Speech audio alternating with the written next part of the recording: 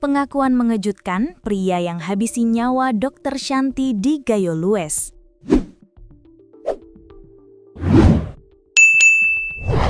Dr. Shanti Hastuti, 45 tahun, ditemukan tewas di rumahnya di Desa Raklunung, Kecamatan Blangkejeren, Gayo Lues, Aceh, pada Sabtu 21 Maret 2026.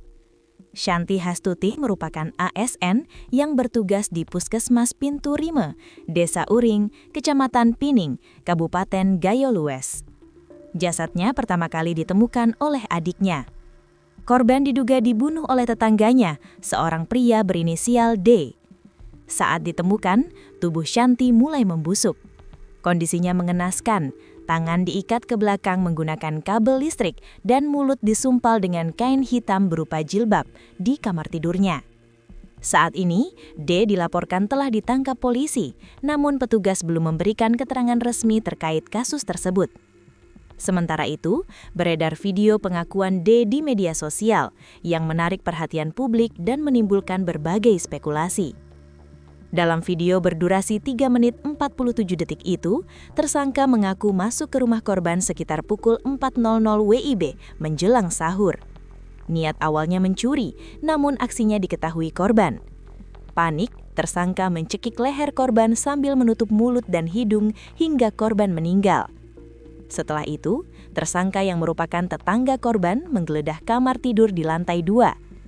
Tersangka keluar dari rumah sekitar pukul 6.30 WIB dan sempat melarikan diri ke Kutacana, Aceh Tenggara untuk menghilangkan jejak.